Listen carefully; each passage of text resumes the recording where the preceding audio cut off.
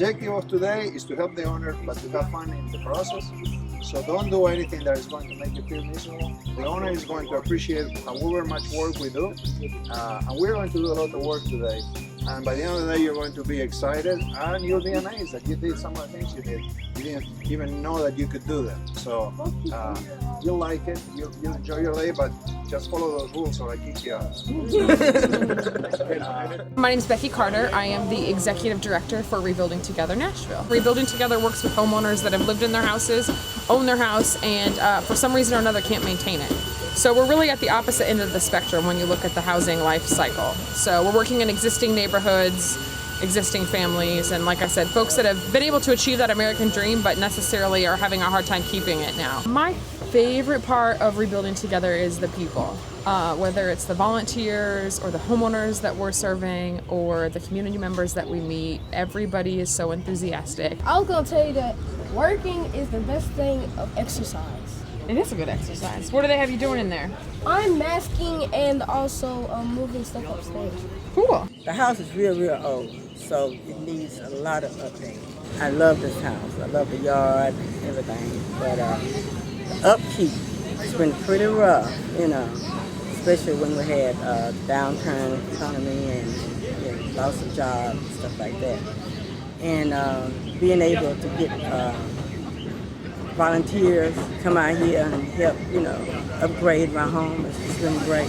The most rewarding part of this process is talking with the homeowners and seeing how, after the fact, how this has changed their lives and how it's made their lives better, how they're able to stay in their homes that they've lived in for a really long time. This homeowner's lived here for 18 years, so it's, you know, this place is really special for her.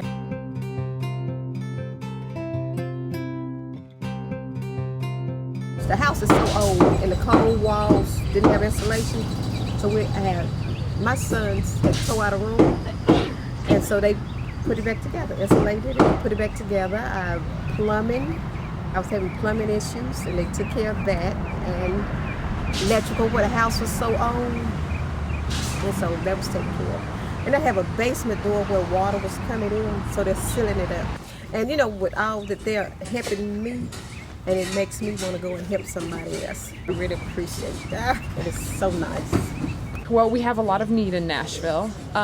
So there's 1 in 4 folks in the Middle Tennessee area deal with some sort of home issue, housing issue. And so for our clients that are low income, some of those things might be multiplied. So the hardest issue for me is knowing that there's so much need and just having capacity to be able to meet that need.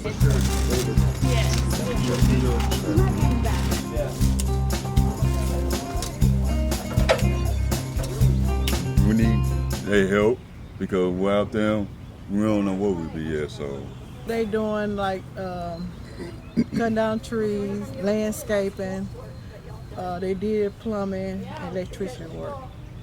I really want to thank them, and just helping people out. Struggles in need, but we need more people like them.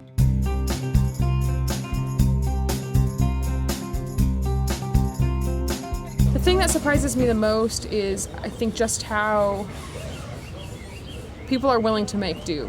So sometimes when we go to these houses and folks may not have had plumbing for 8 months, or they may, really just making whatever works in their house doable for them. So they may, if they have a hole in the roof, they may shut the door in that back room, or they just condense down and they just make it work for themselves sometimes if they don't have the means to fix it.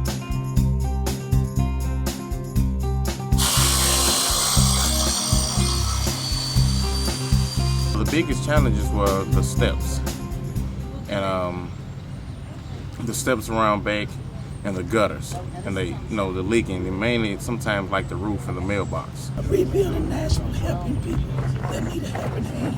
They cannot always afford to do those things. There are people that will help you. This was things that I could not afford to have fixed myself, and I thank them and I thank my God for helping me get it fixed.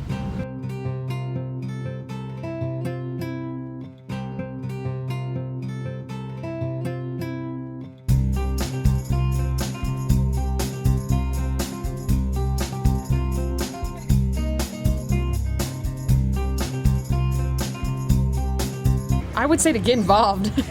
You should know who we are. It's a wonderful organization, and I'm not just saying that as the executive director. Like, once you come out and spend time with us and really learn about what we do, I think you will find a reason to want to get involved. Come do it. I don't know, like, it's fun. Get involved. That's all I can say. It will help the community. The entire community is better off because she knows that people give a darn about her, and we got the ability to give a darn about her. And that pays its own rewards.